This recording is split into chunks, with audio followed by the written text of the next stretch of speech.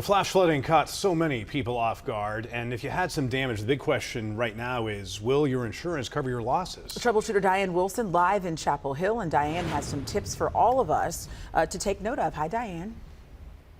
Hi, Lauren and Steve. You know, the damage out here is so extensive, it's hard to even grasp. That Trader Joe's there, take a look at those two dumpsters. They have to take everything out of the store due to no power, due to 3 feet of water in the store, and it's all going in the dumpster, all of it, because they still need to have engineers look at the integrity of the building. And when we talk about business having flood insurance, homeowners flood insurance, or even for your car, what's hard to realize is your typical insurance policy will not cover you.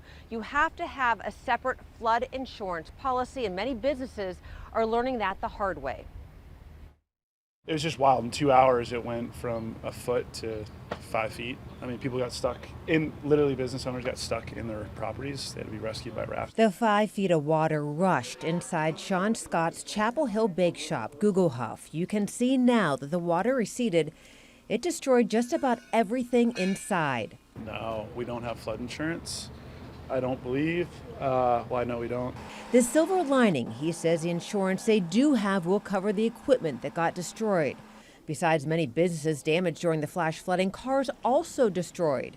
If you only have liability coverage, your policy will not cover flood damage. If you have comprehensive, you're likely covered.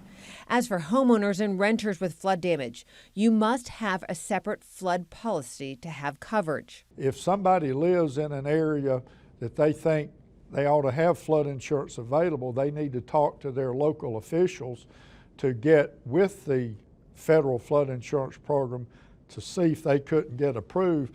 But you could still get flood insurance through private flood insurance companies that write all over the state. The key to flood insurance, there is a 30-day waiting period. If you want that protection, don't wait until it's too late. As for Scott, who is trying to figure out the next steps for his Chapel Hill Bake Shop. Historically, I think this has happened 4 times in the past 30 years, so it's a huge problem. As a business owner, that's what I really want to address. I'm not here to rebuild my business every 7 years. He's hopeful the community will come together to help those impacted by the flooding. I think the wonderful part of disaster is that it reminds all of us that we shouldn't take anything for granted and how quickly it can change, and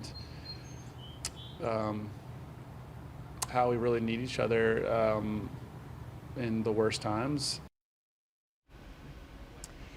And this is a tough time for Scott. You can see that was his business there. Everything that's destroyed just sitting out here waiting to go to the dump. But his Durham store is still open, so he's hoping people will visit him there. If you find yourself that you had damage from this flood, the best advice, take pictures, take video of all the damage before you get rid of it. Even if insurance adjusters can't come out, take pictures and video of all of it so you have documentation of it. And that's what businesses are doing here along this entire area, as business after business is really facing some tough times with so much destruction. Just in a little bit of flooding here that happened. Guys, back to you.